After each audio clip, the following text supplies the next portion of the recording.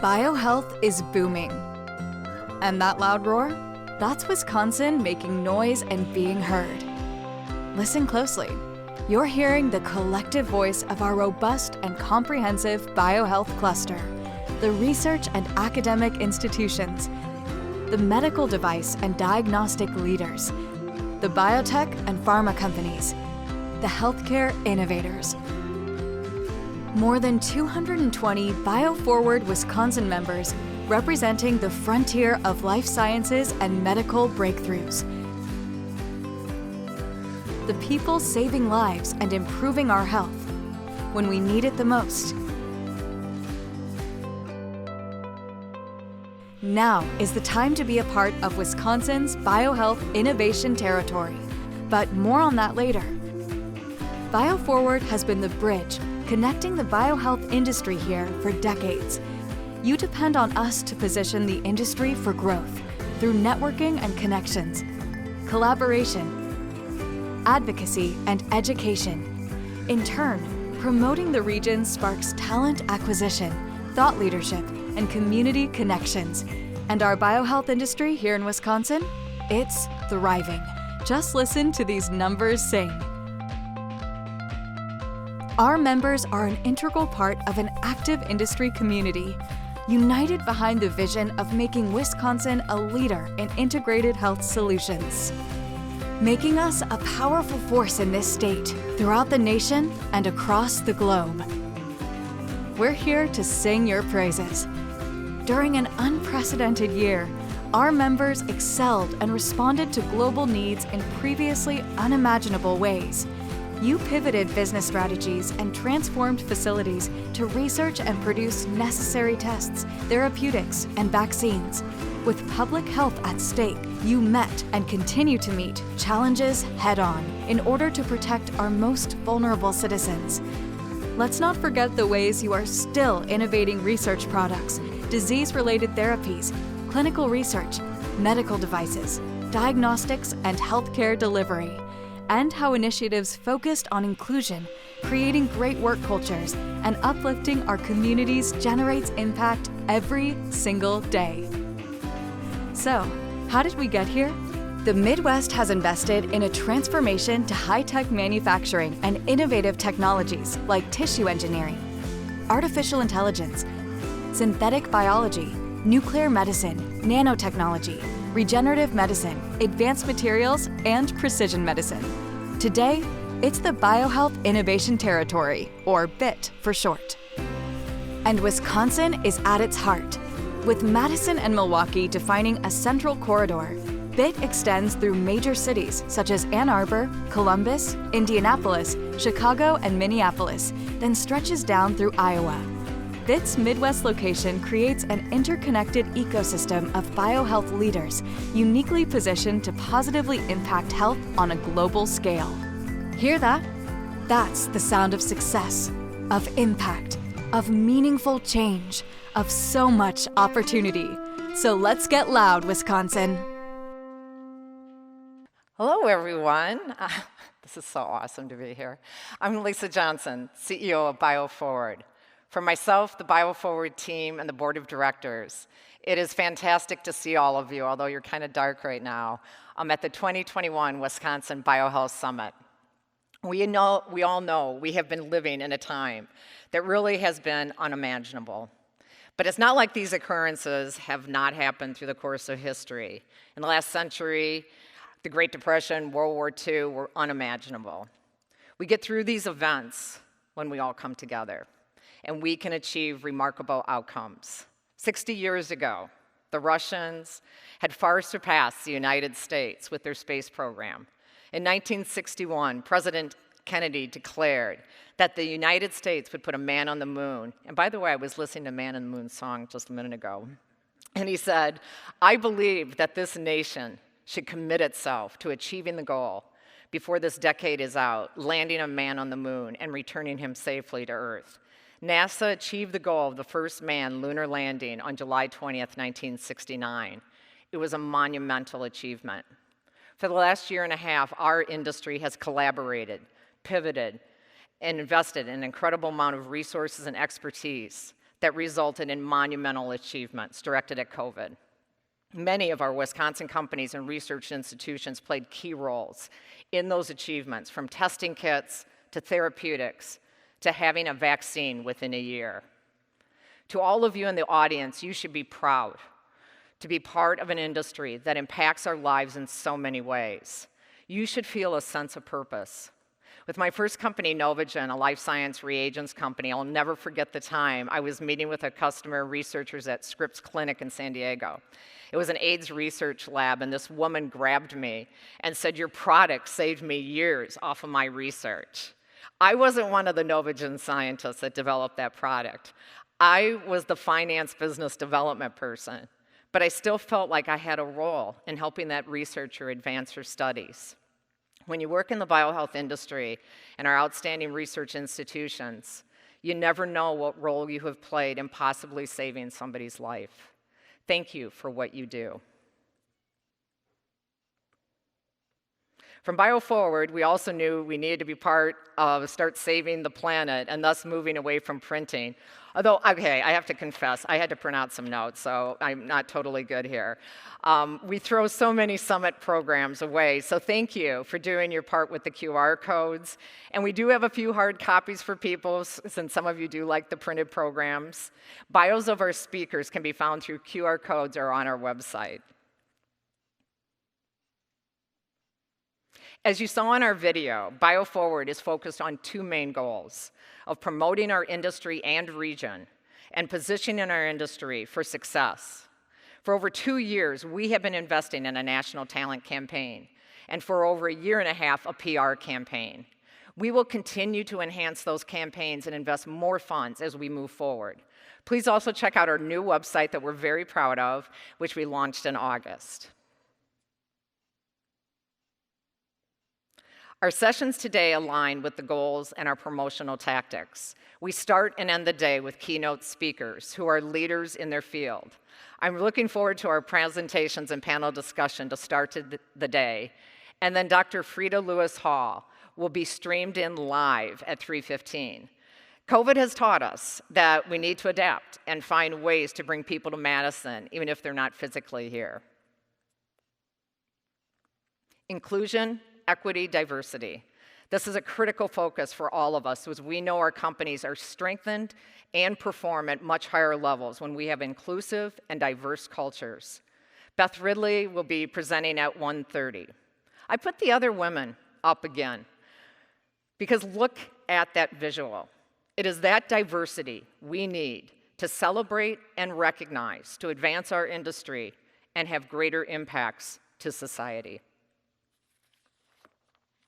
And we know the importance of promoting our research, our entrepreneurs, and we will hear from 5 exciting young companies after lunch.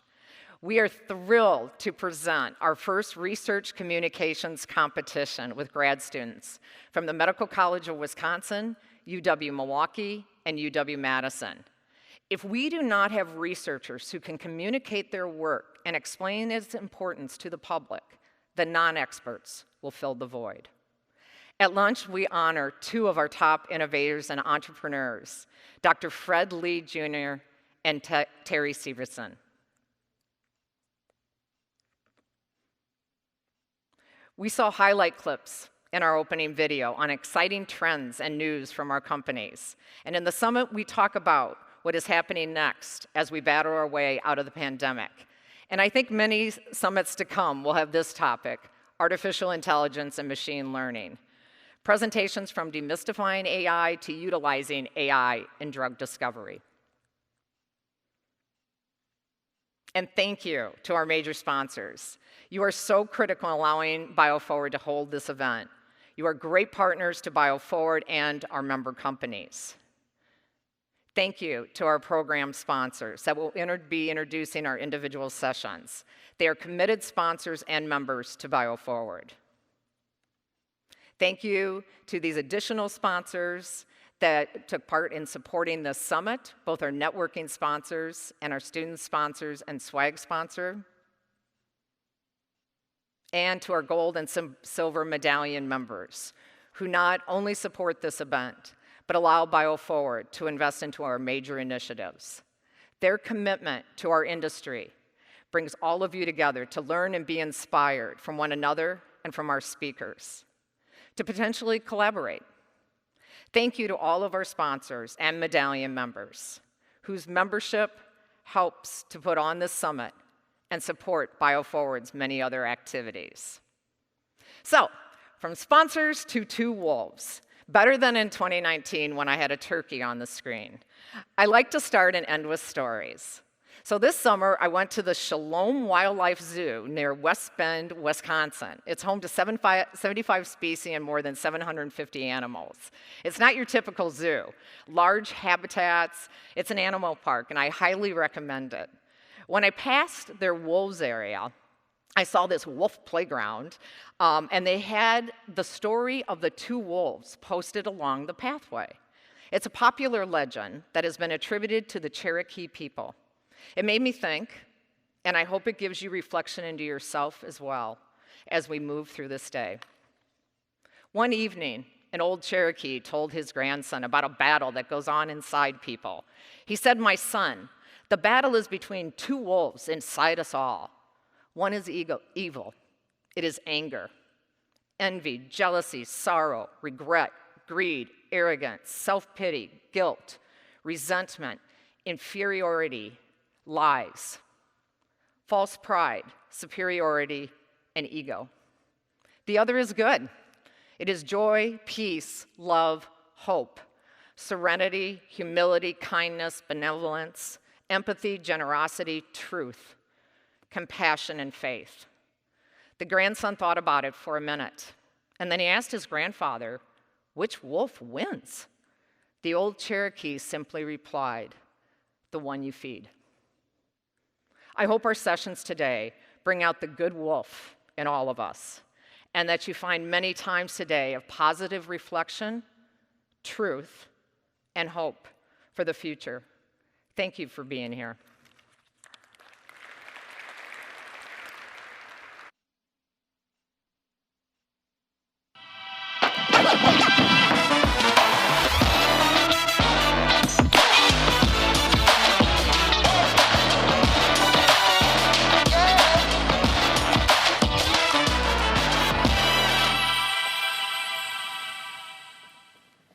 Good morning, and welcome to the keynote presentation and our first panel discussion of the day, Women Leading and Evolving the Wisconsin Biohealth Industry, Forging the Pathway of Success in Diagnostics, Drug Development, and Clinical Trials. My name is Beth Webb, and I'm the Chief Commercial Officer for Aldevron, and I'm so proud to introduce this empowering, inspiring session on behalf of the company Aldevron. For more than 20 years, Aldevron has been the forefront of pDNA, protein, and enzyme industry, where we established and are leading the industry standard for quality, reliability, and expertise. Although Aldevron is 20 years in the making, I've been in the industry for over 30 years. And yes, I am dating myself, and that's why I'm wearing my Andy Warhol glasses, as my kids call them.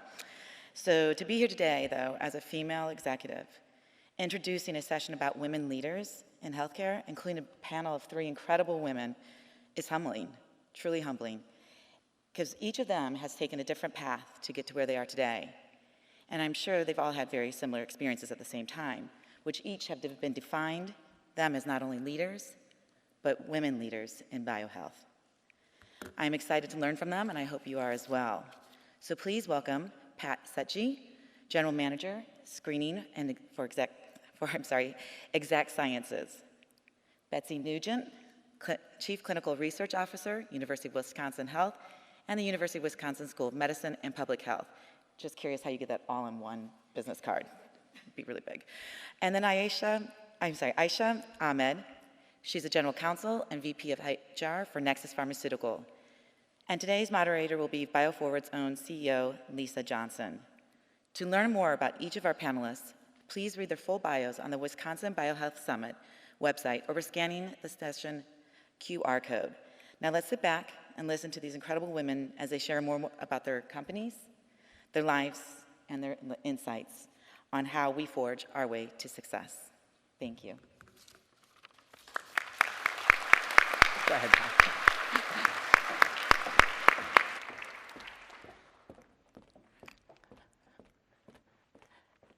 Good morning. Thank you for the introduction, Beth. It's great to be here.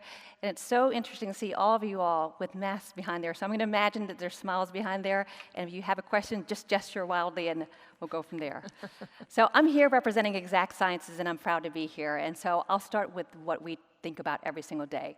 And our mission at Exact Science and our goal is simple, yet very ambitious. You see here, we aim to eradicate cancer and the suffering it causes through tests that help prevent cancer, detect it early, and guide treatment. And we all know people and loved ones and friends who have been impacted by cancer. My dad passed away at age 59, too young, a physician, from pancreatic cancer. My mom, she battled breast cancer and won 5 years ago and is still with us today.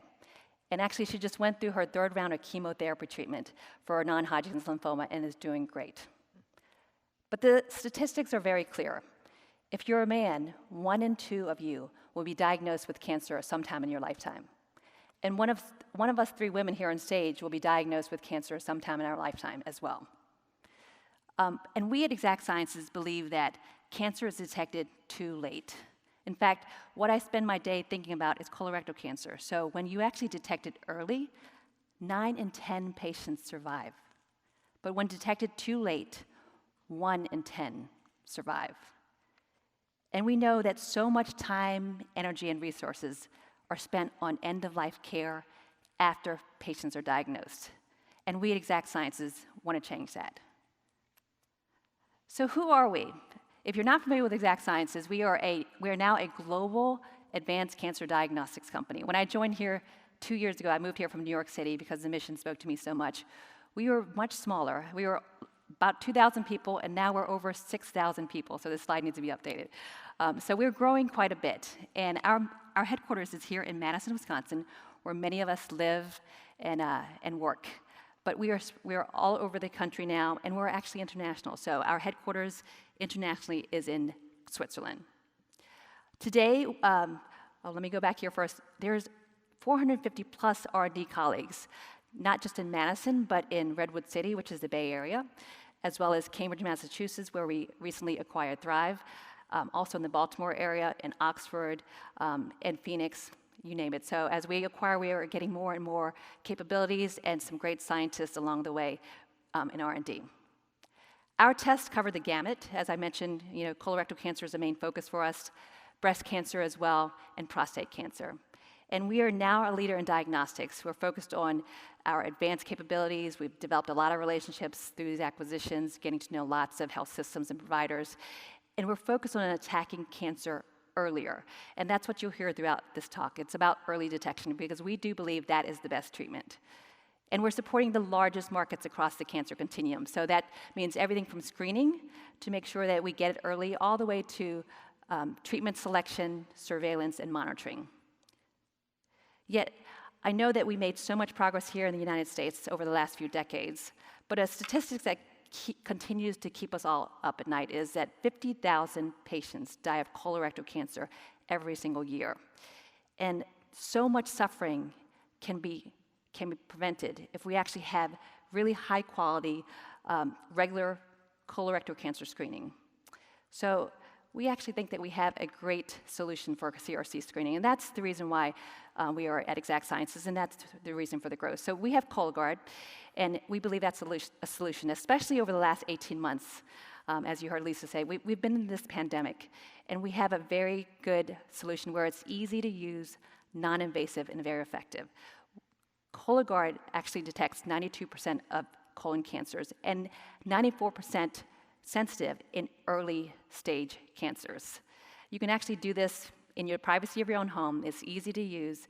There's no prep involved, no sedation, as you might guess, because we do know that over the last 18 months, we've seen staggering statistics that basically say that screening has gone to the wayside, maybe down to 90%. So there's a lot of screening that needs to be done, and we worry about this national emergency and epidemic that could be caused just from this cancer backlog. The great news is that it doesn't require sedation, time off work, and we've got this amazing customer care team that actually helps you navigate the system so that if you have a Cologuard kit at home and you don't know what to do, you can call anytime to get this information. So since 2014, we've had over 6 million people get screened with Cologuard.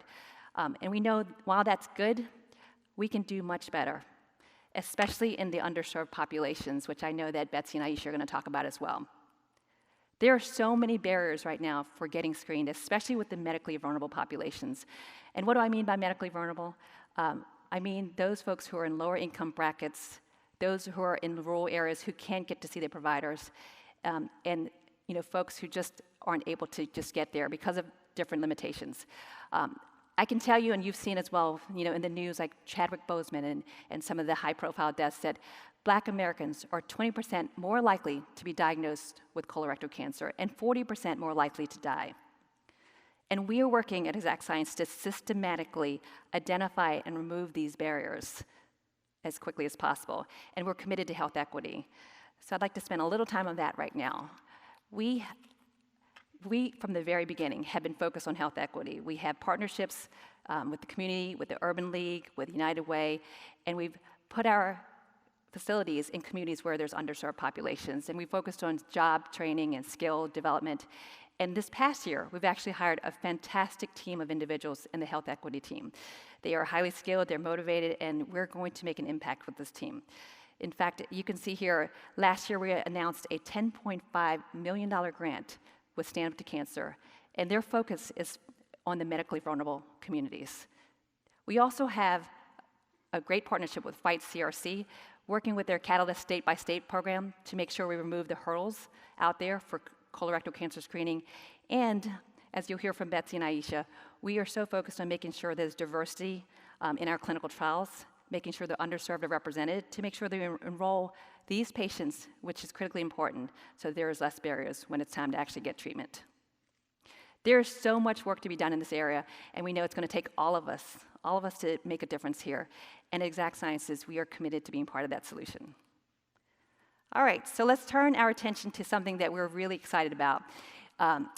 In addition to the current tests that we have, we are excited about our multi-cancer screening test that's in our pipeline. We know that today only 30% of cancers have screening options. And we know it's great to make an impact one organ at a time, but to actually look at the whole person is something entirely different, and it's game-changing.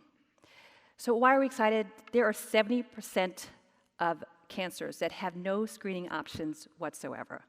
These are the deadliest cancers, like pancreatic cancer, like my father passed away from, ovarian cancer, I know that many of you know people who passed away from that, and kidney cancer. And the majority of these cancers are diagnosed after symptoms appear, whether it's unexplained pain, whether it's a lump, or whether it's abnormal bleeding. And what is really impactful to me is that every stage 4 cancer starts at stage 1.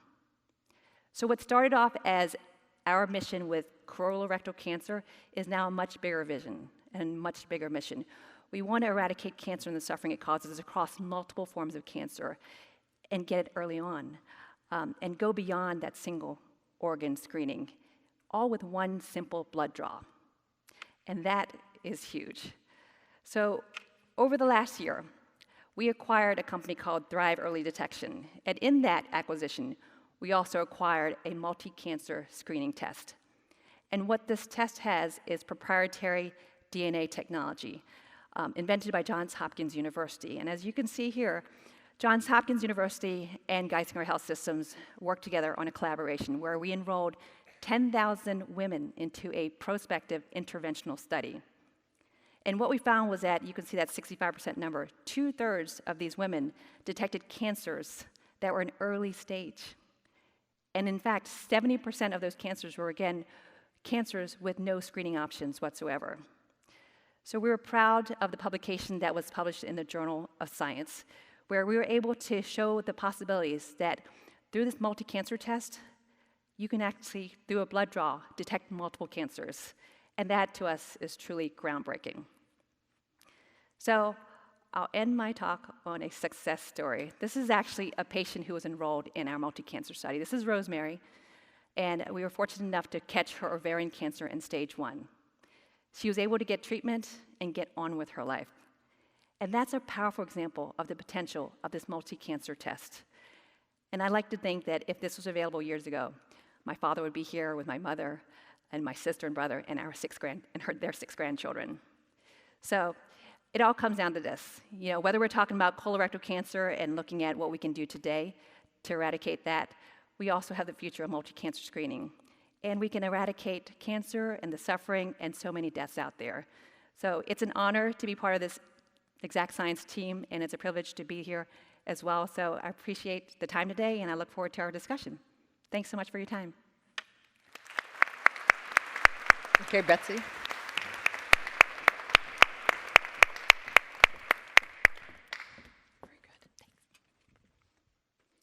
Good morning, everyone. I'm really excited to be here to talk about some of the changes in clinical trials that have happened at UW, largely because of the pandemic. So maybe that's part of the silver lining of COVID-19 is we got to accelerate changes in clinical trials for our organization. So as you probably know, at UW Health, patients are the center of our organization. We really want to be a patient-centric organization bringing the best care to patients. And part of that is around discovery and innovation. UW as a university has a long history of innovation in patient care. And so one of the domains and missions that we've taken on specifically is that of discovery and innovation, including clinical trials. So we're redefining clinical trials at UW. UW is really a complex organization made up of many different components. And so in previous times, research was sort of a separate entity that existed, but wasn't really integrated into the other work that we do. We're in the process of redefining how that works by bringing UW-Madison, the main campus, UW Health, as well as the School of Medicine and Public Health, together to redefine clinical trials. UW-Madison contains our institutional review boards, our compliance structures, and our contracting structures. UW Health, of course, includes our patients, our facilities, our ancillary services like laboratory and pathology and radiology, as well as our many facilities. And the School of Medicine and Public Health, of course, houses our investigators, our scientists, and our important clinical research professionals like clinical research coordinators, research assistants, and project managers. So all of these have come together in what we're now calling the Wisconsin Medicine Clinical Trials Institute. This institute is a true joint venture between these organizations and represents the coming together of research and clinical care. We've also added a wonderful multidisciplinary and very diverse clinical research leadership team. This includes folks that have come from industry, other academic centers, health plans, investigators, lots of different walks of life and lots of different experiences so that we can create a richer leadership program for our clinical research going forward. We also have a collaborative decision-making process that we've implemented where our clinical trials leaders are working with a clinical trials advisory board that includes members from industry, members from different organizations within UW, and our investigators and other key stakeholders. That group also works with tactical work groups that may take on projects like our clinical trials management system, workflows in the clinical areas, or integration of clinical care. So all of these teams really work together to make decisions to move UW forward. So I think now is a good time to talk about what UW really can offer our industry partners. We're a large organization with a growing population in our catchment area. Last year alone, 650,000 individuals accessed UW Health facilities, and that's grown year over year. We have a large network of clinics and hospitals where we can do clinical trials. In fact, at last count, we had over 100 different facilities where clinical trials can take place.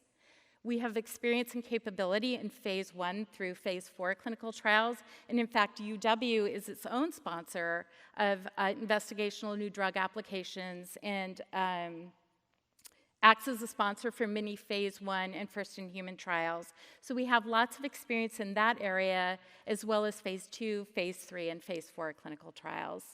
We have integrated researchers recently and embedded them within our clinical care teams for a more centralized and more patient-centric experience. so that the clinical teams and the research teams work together to provide treatment trials to our patients directly at their source of care. We have electronic tool integration for enhanced trial management, so we're in the process of integrating our clinical trials management systems with our e-regulatory system, with artificial intelligence for our recruitment. We also are looking at additional tools in terms of using our clinical trials management system in integration with Epic, our electronic medical record. And most importantly, COVID-19 has really forced us to learn how to shorten our timelines for study startup. And we've done a really excellent job with that, and we're going to continue that into the future. So our clinical trial strategy is really built on 4 pillars. The first is easier access for both investigators and industry partners to our system. The second is for us to build integrated systems that allow us to do better and more efficient management of our clinical trials right now and allow us to be sustainable and prepare for growth in the future. We're also creating a quality program that is preparing us for ACRES accreditation. And for those of you who don't know ACRES, it's the Alliance for Clinical Research Excellence and Safety. It's an accreditation that only the highest quality sites are able to achieve, and we hope that UW will be achieving that very soon. And our 4th pillar is really around driving culture change, not only in our own organization, but in outreach to the community, understanding how we can do a better job with our clinical trials, and in turn, hopefully recruit more participants to our trials. So I would be remiss if I didn't talk a little bit about what COVID-19 taught us. So many of you that are from the Madison area probably remember that Wisconsin was one of the first sites to come up with convalescent plasma. I believe that we were the 4th to treat a patient and formed a partnership with the Mayo Clinic and Johns Hopkins, as well as other sites across the country in these convalescent plasma trials. One of the things that we were able to do, because we did have a high rate of COVID infection in Wisconsin, is tapping in on that Midwestern altruism. We were able to recruit lots of convalescent plasma donors. So many donors, in fact, that we were able to supply convalescent plasma not only to our entire state, but in the early days, University of Wisconsin and our partnerships were able to supply 1/3 of the convalescent plasma used in the United States. Because we had so much convalescent plasma, we were able to treat our patients earlier, and we're the first to report that earlier treatment with convalescent plasma actually led to better outcomes for patients. Following convalescent plasma, we took on a number of treatment trials. In fact, we reviewed over 100 and took on 80 trials at University of Wisconsin and UW Health. The average time for us to open a trial was less than 21 days. Many were opened in as few as 17 days.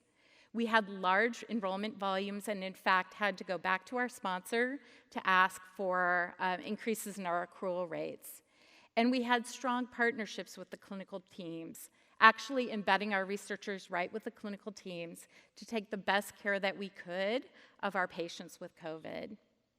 And lastly, we did prevention trials. We were focused on not only vaccines, but testing and collecting biospecimens for future research. And we had the highest average daily enrollment in vaccine trials of any site. In fact, so high that we were enrolling over 20 patients a day when the closest site was enrolling only 6 patients. To this day, we continue to do vaccine trials for special populations as well as children. And we have really focused during this entire pandemic on our most diverse populations. We know they were the hardest hit, and we wanted to make sure that they had opportunities to be part of clinical trials if they wanted to. Clinical trials has a long history, and probably well-earned, of not being a great partner with diverse populations. It goes as far back as concentration camps, the Tuskegee men's issues with clinical trials that were not disclosed, as well as Henrietta Lacks. So we have some real work to do in these areas, but I think part of what has helped us is actually getting our investigators in the field, going to community centers, going to churches, going to tribal council meetings, and meeting with people, answering their questions, making sure that they understand what we're trying to achieve. And I think that has had a great impact. In fact, we saw in our prevention trials that our population in our trials actually matched that of the Dane County area. And while that is a great accomplishment, we want to continue to move in this direction, and it's going to require a lot of work for us to do that. So I think in terms of the future for UW clinical trials, we need to have a single point of entry, which we're working on for our industry sponsors and our investigators. We have integrated clinical trial systems, both from an electronic standpoint, as well as placing and embedding our researchers right in with the clinical teams. We have a shared vision across the entire organization for what we want to see in our clinical trials. We're seeking advice from industry professionals like yourself about how we can be better, where we may be failing, and where we may be doing really well. We're really engaging with our clinical teams to understand how we can better engage them and get into clinical workflows so that we can provide better care for our patients. We're moving towards accreditation and being a high-quality clinical trial site. We're collaborating across our network, both within UW Health and with other healthcare organizations throughout the state of Wisconsin and beyond. We're working on efficiency of our clinical trials workflows, including systems that I mentioned, things like e-consent and e-regulatory, which will make us much more nimble. And most importantly, we're forming partnerships with the people of Wisconsin to understand what types of trials are important to them and how we can better engage them in the clinical research process. Thank you.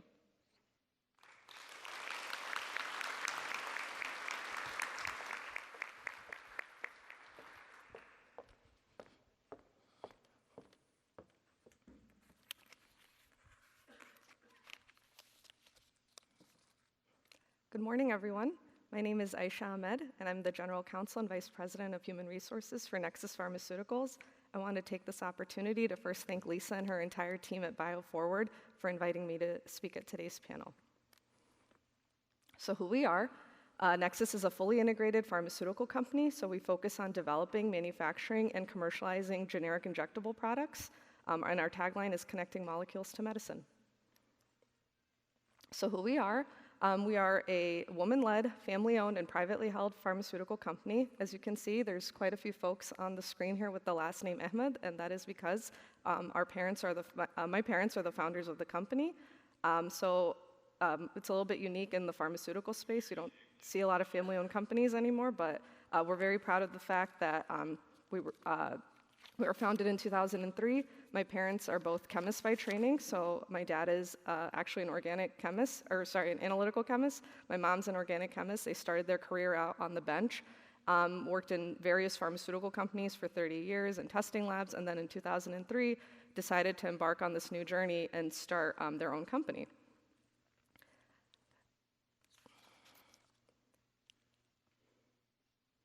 So since 2003, we've actually grown quite a bit. We started with 2 employees, both my parents, and we're now at about 125 employees. We've got a lot of open positions right now and are definitely in a growth phase and are hoping to be at about 150 employees in the next 6 months. I know we're touching on the topic of diversity and inclusion today, and we're very proud of the diverse composition of our workforce at Nexus. We're also extremely proud of the fact that we have a lot of women in leadership positions throughout the organization.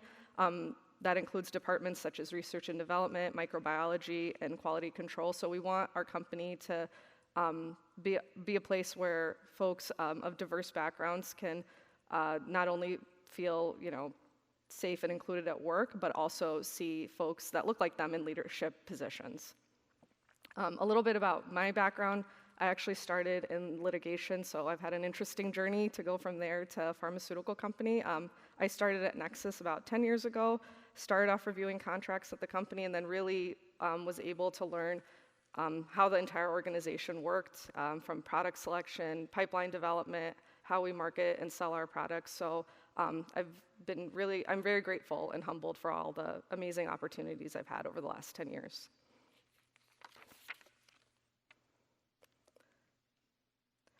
So I'm just going to give a little bit of a brief overview of, again, how we started, where we are today, and where our company wants to be moving forward. When we were first founded, we started off in the ophthalmic space.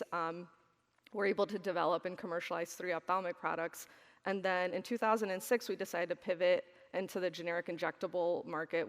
At that time, we were seeing a lot of shortages, in particular in the generic injectable space, and we really wanted to be a part of that solution to bring critical need products to patients who need it most. In 2009, we were actually a first generic approval for a product called levetiracetam, which is the generic version of a product called Keppra, which is used for the treatment of seizure disorders. So in 2012 and 2015, we actually divested our first product portfolio. Really went into our hyper growth on the R&D side, built out our own R&D formulation lab. So our company started off in 2003 completely virtual, and over the last 18 years, our goal has been to become fully vertically integrated. And so then in 2017, we were able to launch a lot of the products that we had been developing over the last 5-6 years. We were first generic on a product called isoproterenol, which is the generic of a legacy product called Isoprel. So again, our ethos at Nexus has always been that you reinvest in the company, right? So as we found success, we continued to expand our footprint, moved into our new corporate headquarters and R&D lab in Lincolnshire, Illinois. And then as a family, we really sat down and as a leadership team and thought, how do we move this company forward? We want to be a company that's going to be around for the next 100 years, and we need to make sure that we're making business decisions now that continue our sustainability. And so what we decided as a leadership team was that we really needed to have our own injectable manufacturing plant in order to continue to bring complex generics to the market that either have difficult to source API, which stands for active pharmaceutical ingredient, or have complex manufacturing methods. So then in 2019, we announced that we were going to be building our own facility in Pleasant Prairie, Wisconsin. We were able to recruit an incredible team to lead what we call Project Tomorrow, which is our new facility. And so a question that I get asked a lot is, why did you choose Wisconsin? You could have built a facility anywhere in the United States or globally. Why Wisconsin? Early on, we made a decision as a company that we wanted to be within 20 to 30 minutes of our corporate headquarters, as well as our R&D facility, because we have a very collaborative culture at Nexus. We knew people would be traveling between sites. The state of Wisconsin has just been an incredible partner to us. We've been fortunate to work with folks throughout all different levels of government, from the village of Pleasant Prairie all the way to Governor Evers' office. And we also have received a lot of support from the UW system. Not only UW-Madison, but also UW-Parkside have created a lot of incredible local community partnerships. And so we're just really grateful for the opportunities that the state of Wisconsin has given us, and look forward to being a partner with the state in the years to come.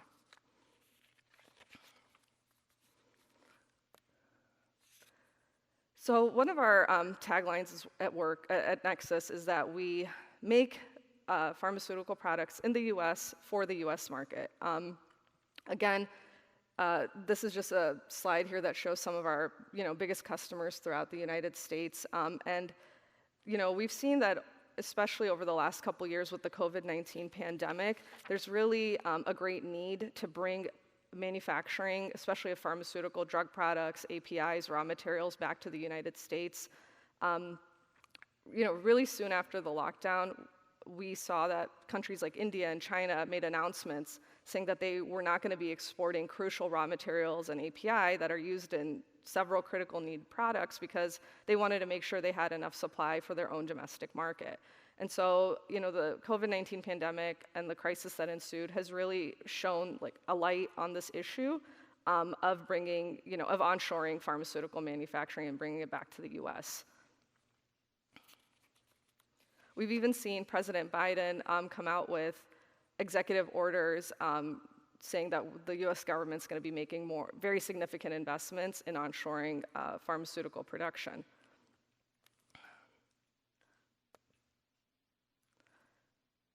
So commitment to quality. Another reason that we wanted to make sure that our pharmaceutical company was located in the United States is Our ethos at Nexus has always been that not only should our products be safe and effective and affordable for our patients, but that quality should never be compromised. So how do we do that? Well, we start by making sure that we vet very reputable API sources. And up till now, we've been using different contract manufacturers throughout the United States and Western Europe to help manufacture our products.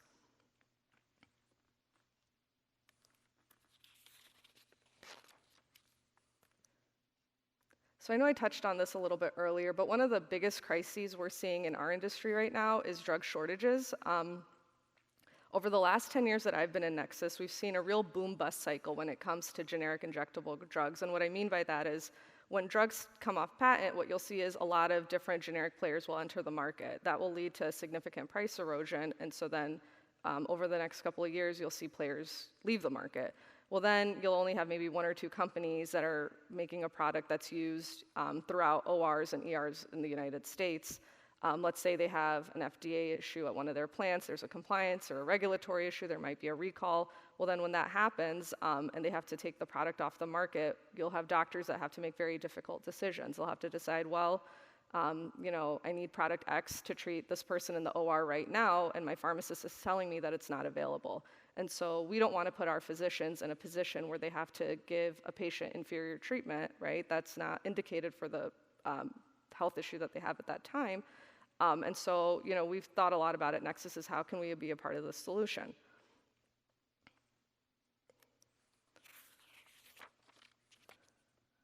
So this is a slide of our new manufacturing facility.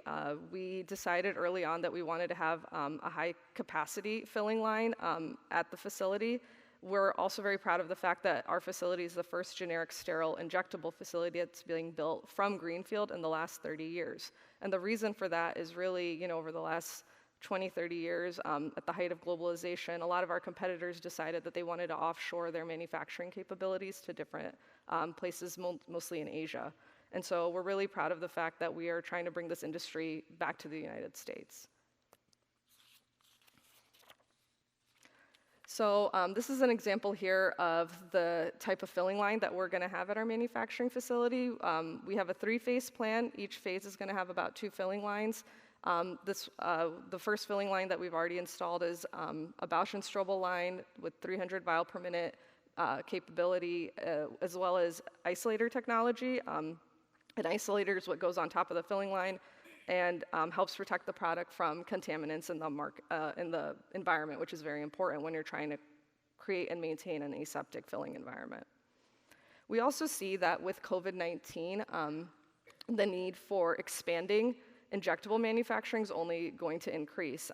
As many of you have probably already seen in the news, a lot of injectable manufacturers have had to completely pivot and reserve line time just for production of the vaccine, whether that's Pfizer, Moderna, or J&J.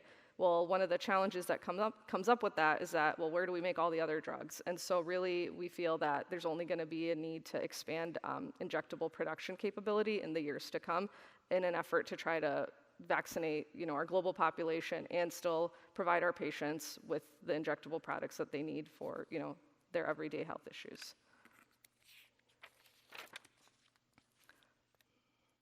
So my last slide here, we just have a couple of additional facts that highlight Nexus's investment in the state of Wisconsin. We're really excited to continue to grow our company and provide patients with critical life-saving medications. We're also very excited to continue to partner with organizations like BioForward to help strengthen Wisconsin's biohealth industry. Thank you so much. If you guys stand, we're going to move the chairs.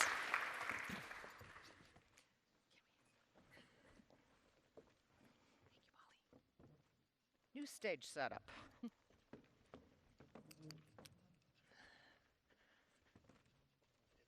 Yeah, table here, and so we have some water right there.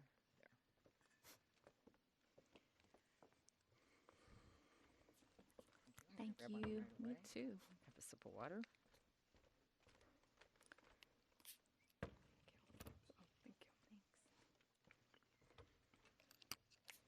All right, let's get going. So, Ayesha, I'm going to start with you. Let's just keep playing off of that. So listening to, first, thank you for putting your manufacturing site in Wisconsin. We appreciate that. We want more Nexus Pharmaceuticals coming to Wisconsin.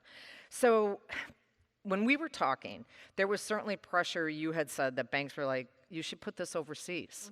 Why are you keeping this in the United States? And so I think all of us also have been hearing the news, let's be able to have even drugs from outside of the United States. And if anything, it's this, let's try and get this foreign. But one of your points to me was you should know what's happening in some of these foreign locations. So maybe just expand on it just a little bit more on this reshoring and how important this is. And then I would be interested also, Pat, just hear from you. Has any of this impacted you with COVID as far as supply issues that you can't get, because it's coming from overseas, and why this is important, and maybe things that we could be doing here then in Wisconsin in this nation? So maybe we start with you, Ayesha. So the issue of offshoring, right, is definitely something that really hasn't been getting that much media attention until very recently, and I think the COVID-19 pandemic definitely brought a lot of focus on, where are your drugs actually coming from? We've seen that, we've actually seen a lot of books being written about this. There's a recent book called Bottle of Lies written by Catherine Eban, another book called China RX that talk about our dependence on Indian and Chinese manufacturers and how there's a lot of shortcuts that are taken from a quality perspective that lead to certain drug products not being effective.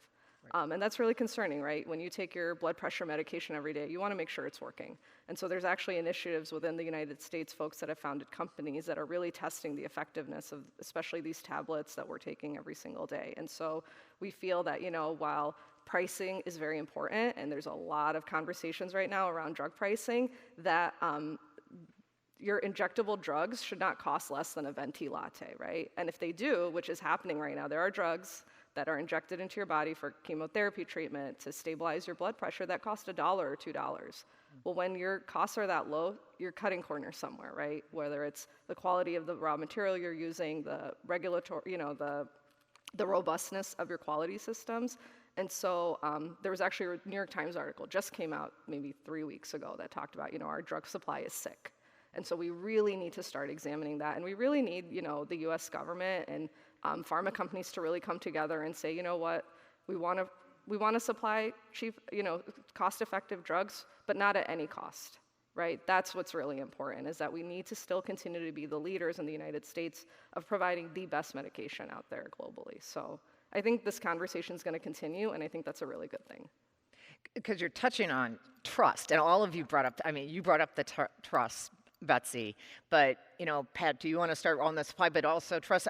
You also have people that probably aren't wanting to do even though it's a diagnostic, you still also have these trust issues. So a couple, I think, subjects here. Yeah. So maybe I'll go to the first topic, which was when we actually, I think a lot of people know about this, and we've talked a lot about this with you.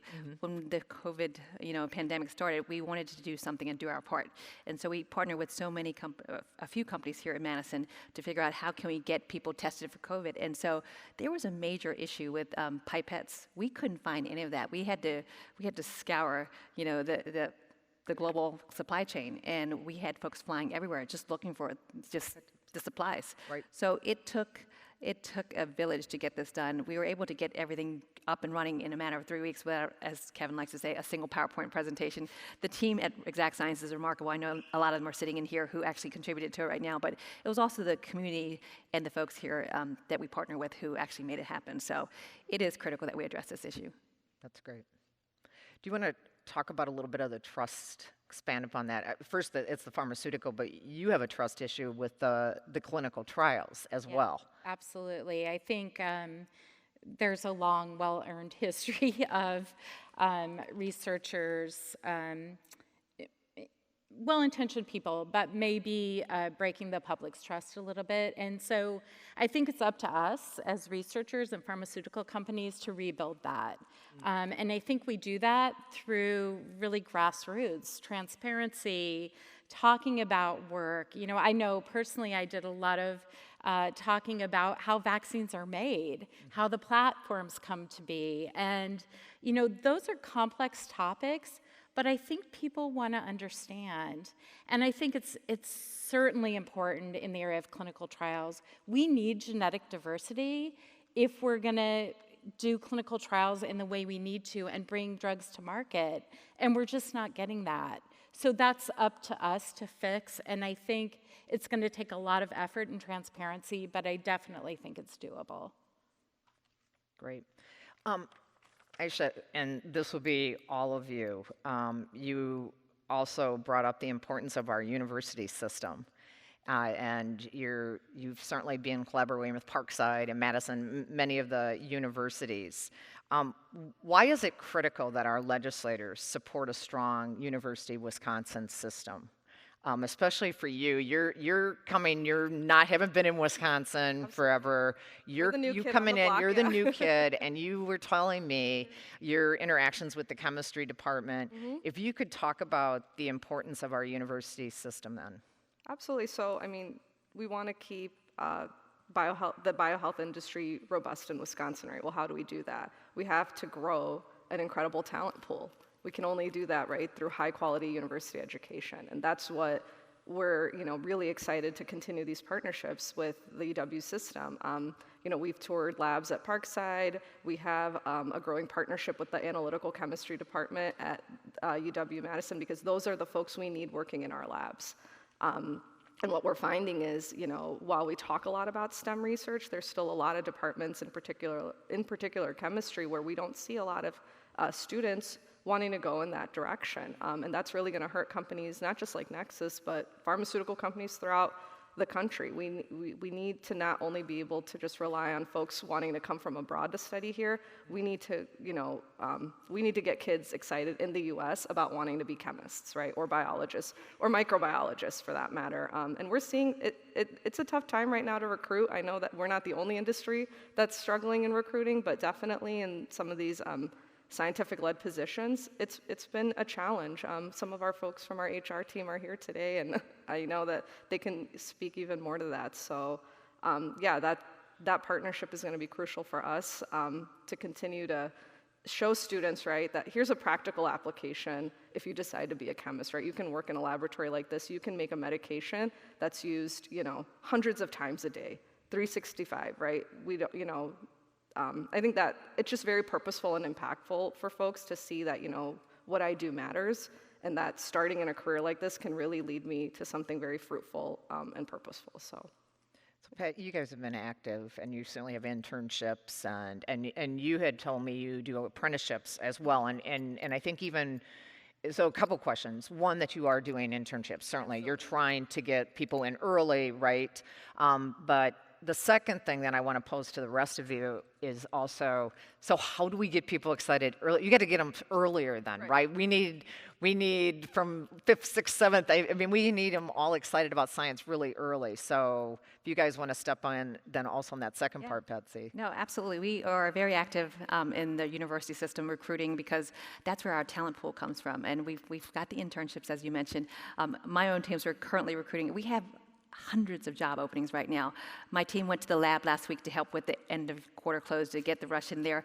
I mean, you've got kids who are interested in going into medical school who want to go work in the lab and understand what it looks like to actually do a mixer with the stool, et cetera. So they run the gamut, whether it's in the lab or whether it's on our commercial insights and analytics team, which we recruit a ton of great folks who are focused on STEM and across every single part of the organization. So we rely on this talent pool, and it's very competitive. And we just love having them in there. They're hungry, they're energized, and they make our best employees. And everyone's so mission-driven coming out of these schools. It's fantastic to see. So you guys are all in this, but so how do we get younger kids excited then? So that's interesting. I'm actually really involved and had been involved in middle school and high school level science fairs because I think, things like clinical trials, or I'm an epidemiologist, so epidemiology, are not what you think about when you're 12 years old, but they could be really, really exciting careers for kids. And so I think some of it's that see it to be it, particularly for young girls. I think, they tend to think about nursing or medicine, but they may not think about the spectrum of chemistry or medical physics or, clinical research. And so being able to just have those interactions early and getting people excited, as well as, undergraduates that may be going on to graduate school, as Pat mentioned. I think we just have to be really active, and particularly in diverse communities, I think it's really important for people to be able to see people that look like them, that are doing really great work, and get inspired by that. So I think we need to do it as early as we can to get kids really excited about STEM, because they are great careers. There's a great program called MADAM that Exact Sciences works with. And they're awesome. Yeah, my little girl was actually part of that over the summer. It was fantastic. And these kids were so excited about everything STEM. Exactly. Building robots and all of that. So it's a fantastic program, and they get excited early. She's 12. That's great. Yeah. That's right. It's a great organization. So those are the organizations we definitely need to be supporting, correct? Okay, so all of you guys had this journey then into this industry. So Betsy, you were already talking about some of those things. How did you get to where you are then? How did this happen? So I actually started as a research assistant in a lab at University of Colorado, and I just loved the variety of it. I thought, this is it. This is what I want to do, because I get to investigate things, I get to learn. And, as I progressed, I discovered that, probably haphazardly, that I had some leadership skill and some ability to see things that maybe some other people couldn't see in terms of efficiency.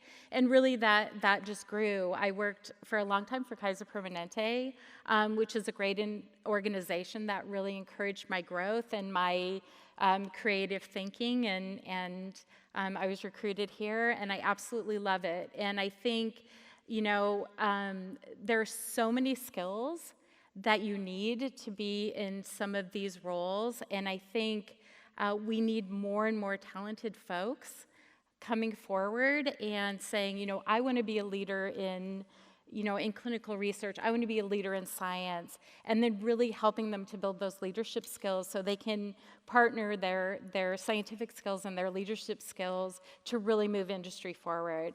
And I think it's really important. So that's sort of how I got to this spot. So are you trying to do that even with other women? I haven't read it, but I heard this whole thing about Katie Couric was trashing other women or something that's, holding them back. And again, women can be the worst, right? So, we can definitely hold back other women. Do you feel like you had good mentors in your life to uplift you? Is that also something that you've been trying to do for other women? Because it's critically important. I'm a big believer in this, that women can be the biggest, opponents we have, right, to hold back, because we can also be competitive. But it's critical that women are uplifting other women. So I was just curious if you had those women in your life that uplifted you. I found them. I didn't always have them presented to me, but I found some incredible mentors, and in fact have an incredible mentor here in Madison that really challenged my thinking, really encouraged me to think out of the box. And I think particularly as women, but really anyone, you need to find those people who can really challenge you and can talk you through really difficult situations. And so, I've had a mix, I'm sure like anyone, of men and women, some of which were encouraging and some of which weren't. But there's always someone out there. And so you just have to find them and really work with them to advance yourself. Pat? I was just smiling because we have a great partnership with Katie Couric. So I didn't mean to trash Katie Couric. No. I don't know. I heard this thing. And I'm our corporate affairs nice team, Katie. they're out here right now, and they've read the book. So we do have a sneak peek copy of the book, and it's actually, she's an ally for women. So let me put that out there. So that's good. See, I put you on the spot. I really. Since we went there, the question I guess is women supporting women. Yeah. And also your journey, a little bit on your journey. Of course. No, I never planned to be in the spot where I'm in. I went to the University of Virginia. I went and got a degree in psychology and Spanish. And my father had a lot of influence on me. He was a provider, as I said. He's a physician. And so I always knew I wanted to get in healthcare, but I didn't really know what I wanted to do in my life. But I started off in sales, and then I just was curious. Every spot went to another spot. I worked in pharma for over 20 plus years, worked at Eli Lilly, moved into Indianapolis. That was my first foray into the Midwest after being an East Coast gal. And then went to marketing, strategy, operations, and I was working at Pfizer for the last 12 years, and in a similar role where I was chief of staff to the president over there, and that's how I met the leadership team at Exact Sciences. I got to know them through a partnership that was a secret deal called Project Cauliflower at the time, and so that's when we decided to partner with Exact Sciences. I got to know this company in Madison, had never been to Madison in my entire life. Came here for the first time on a very rainy day where there were vans floating everywhere. You all might remember that. It was 3 years ago. Yes, yeah, 20. We were staying at the Edgewater. Yes. And we struck this amazing deal, and I think the rest was history. We were so drawn by the mission. You had a team in New York City and all over the country. You had 1,500 sales reps who were so excited to actually do something and be part of something bigger, of eradicating colon cancer. And so that's how I met the leadership team. And 2 years ago, when I wanted to do something completely different, I said to my team, I said, I'm going to go do something. And Kevin, said, hey, would you ever want to join Exact Sciences? I said, no, I'm not going to the Midwest. I've done that already. I love New York City. And then 6 months later, I find myself in Madison, Wisconsin. So it's been such an exciting ride. It's great to be in this community. I love it here. I brought, my born and bred New York City husband and my 12-year-old who loves it here. So Great. have had an interesting ride. I came here to be the business operations lead, and then suddenly I'm here as GM of screening. So it's you don't plan these things. You end up in these spots. It's just, curiosity, I think, at the end of the day, and just learning, and the support of a lot of great women out there, and men, because they're our allies. Exactly. Ayesha, you talked about a little bit where your mom started the company, and Yeah, I absolutely. mean, you were a litigator, Yeah. right? Mhm. And then moving in, Yeah. so No, so I was raised by a very strong woman, and in my career, I've been surrounded by incredible women that I've been so fortunate to learn from the time that I was an undergrad, amazing advisors that were women. When I went to law school, just a lot of female professors who said, you need to get out of your shell, right? You have what it takes, and then we're going to pull it out of you. And I think those are the kind of female mentors that you need. Folks that are going to say, hey, if you're invited to speak at a summit like this, you accept that invitation, right? Push yourself, challenge yourself, get out of your comfort zone. I think a lot of times as women, right, that we tend to, kind of fall back. And so I encourage all the men and women in the audience today to find female mentors and male mentors. I think it's important to have both. And I think there's so many people out there who want to mentor. I include myself in that. I get folks who even reach out to me sometimes on LinkedIn. Hey, can we just, have a quick phone call? I want to talk to you about this one, this one particular issue. And I pick up the phone and I call that person, right? Because someone did that for me. Right. And that's really what it's about. It's about pulling each other up, not viewing each other as competition, but saying we can all learn and grow together. We can all rise together. And that's definitely an ethos that we have at our company. I think I'm really proud when we have candidates who join the company who say, hey, I saw that your mom is the CEO. I want to be at a company where there is a lot of female leadership, and we hear that from male and female candidates. So the world is changing in a really positive direction. that's great. Yeah. So I would keep talking, but we can do audience questions. We have 2 microphones, one over on that aisle and another on that aisle. If there are any questions from the audience, we'd be happy to take them. You can go up to the microphone. We started a few minutes late. We have about 5 minutes. Does anyone have a question to any of our panelists? And don't be shy. And I know we have students, and you guys ask the best questions. So we would love some questions if anyone has them. Otherwise, I will continue. Oh, well, someone's getting up. Are you going to ask a question? Yeah. Yay! I didn't know if you were just leaving or going to the microphone. I guess this is for Pat about the Cologuard. I know there's been a lot focus recently, like with the NFL's Crucial Catch and everything on I love that ad. seeing, these late stage cancers because people haven't had access to find these cancers early stage. And Cologuard is by prescription only, and so I don't know if you guys are looking at options for like virtual visits or physician referrals to increase access to, the visit that's required to get this screening.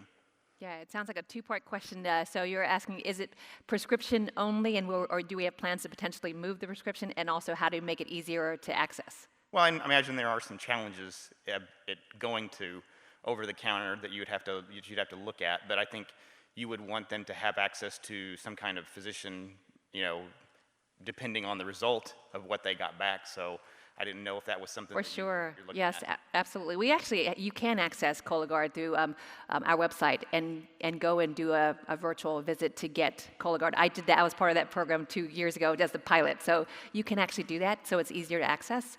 And to your second question, yeah, it is prescription only. You do need to see a provider at the moment. Of course, as we all try to innovate, we're trying to understand what we can do to increase access, and what would that take. Obviously, there's payer implications, there's provider implications, and we have to do that work to get to that. But the idea is, yes, we want to make it more accessible.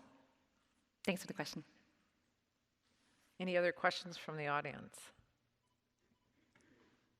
Okay. So if you don't mind, I wanted to keep going on that. Sure. Yeah. So one of the things that I always find fascinating, and this is certainly directed more at Madison, when we talked a little bit, Pat, is that we first really started in this community, and I apologize, this is, again, only focused on Madison. It started out as a reagents kind of community. It started with Promega, right, in the 80s, and individuals left, and Terry Severson, who we're going to honor today, was one of those. It started companies, and so it was a real strength, and it really created this boom in the reagents business, which is still today a strength of Madison. We then moved on to Epic for digital health, and not that everybody that left Epic certainly went and started a company, and they didn't necessarily start from Epic, but it created this foundation. So we had just another boom in digital health.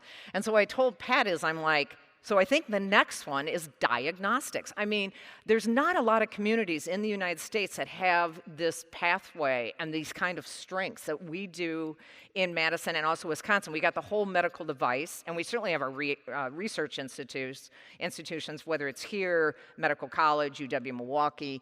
But what do you think of that, Pat? I mean, is Exact, do you think this is the next frontier? Not that you want a whole bunch of people leaving and starting companies, but we've also seen people doing that already in Madison. That's right. Manish is one of them that has started a company. So do you think this is possible? Can we have another strength here? I mean, I would love to look into my crystal ball and say, yes, Lisa, I think that's going to happen, because that's so exciting, right? And healthy competition is always good, right? Right. So we are growing, and with growth comes change, and then with change comes, creative people coming into the mix. And so, I mean, like I mentioned, we were less than 2,000 people when I joined 2 years ago, and now we're upwards of 6,000, and we continue to be on this, path where we're looking at the entire cancer screening continuum.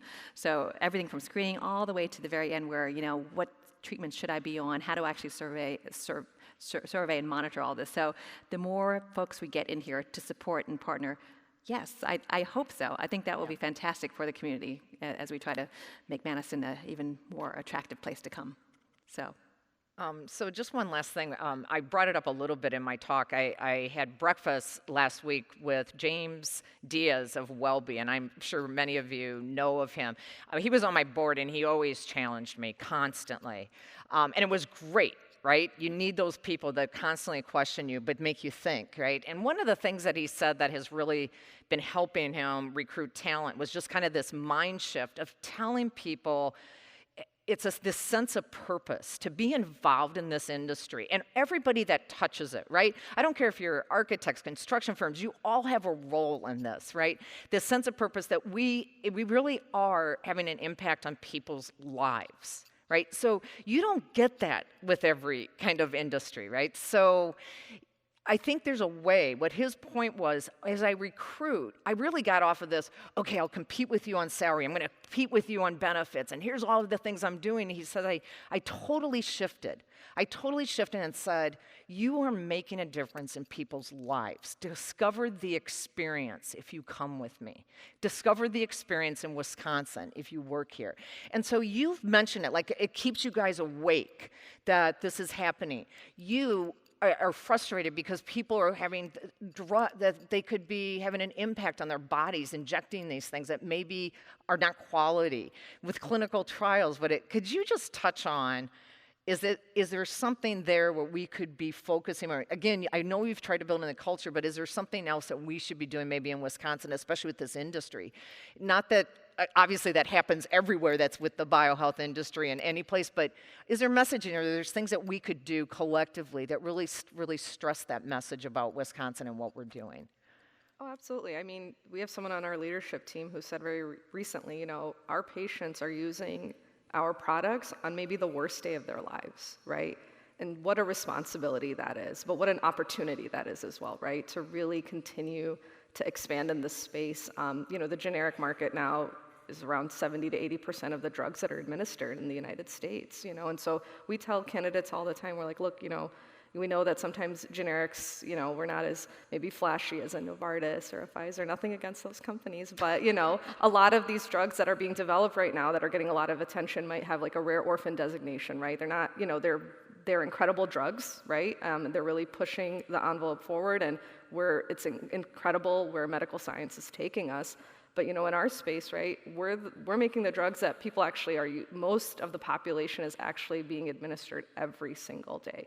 You know, your grandmother, when she's getting her pacemaker installed, that's one of our products, right? When someone you know is getting their blood pressure regulated, right, they're using one of our products. During a surgery, that's one of our products. So I think for us, when we talk to candidates about what hospital systems we're in, the kind of volume that we're talking about, that gets people really excited, that they're like, oh my gosh, like I might go, you know, as tough as it is before COVID, right, when we would visit people at a hospital, when you see the name of your company on that drug that's going into your, you know, loved one's body, you're like, you know, I helped make that.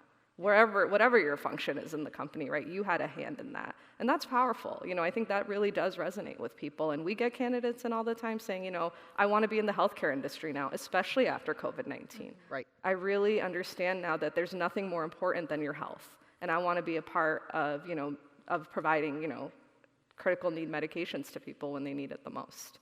So Betsy, how about from your, I mean, a little different than a company angle, but still. Yeah, I have a great story actually. So I worked on a clinical trial for an immunotherapy drug for cancer, and you learn in clinical trials that very few of them actually go on to be approved. You know, maybe 7 to 10%, so that's a very small number. And when we get one that does, and we've participated in it, we all cheer. And so this immunotherapy got approved.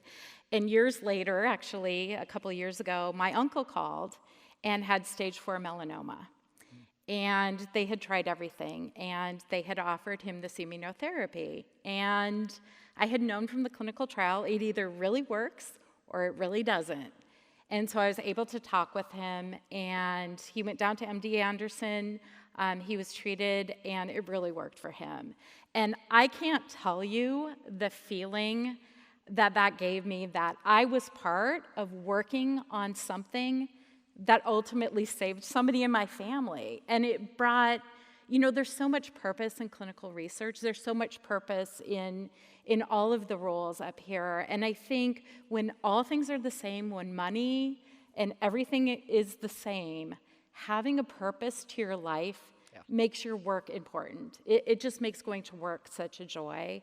And so, you know, I hope lots of young people can find that, because it really, I mean, like my dad used to say, my dad's a physician, he used to say, if you find something that you love, you'll never work a day in your life. And that's kind of how I feel. And so I hope lots of people can find that for themselves as well. Yeah. I totally agree. The purpose drove me to move to Madison, Wisconsin. I didn't even know anyone in Madison, Wisconsin. So when we heard about this mission about eradicating cancer and the suffering, how could you not sign up for that? And so it was a bit of a sales job on my significant other, but it wasn't that bad. You know, he got it, he understood it. And I think when you look at the Glassdoor ratings of people in exact sciences, they're through the roof because people are so behind this mission and behind purpose. So when you actually get to a place where you feel like I get to do this versus I have to do this, it's your North Star. Sounds good. Let's do one more question, and then we'll take a break on to the networking. Go ahead. Hello, my name is Aubrey. I'm a scientist at Aldevron and clearly a woman in science. And I guess this question is directed more towards Betsy. Your talk, I really related to your topic of mentorship. I actually underscored it in my notes. And I guess what advice would you give young professionals like myself or others who are more advanced in their careers in either being a mentor or finding the mentorship experience to better yourself?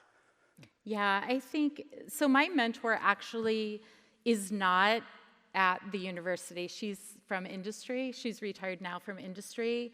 And I think one of the things that has always helped me in finding mentors is finding somebody that you really respect, that thinks in a way that resonates with you, you know, not necessarily being a certain level or anything like that, but somebody that really resonates with you, that you feel can challenge you.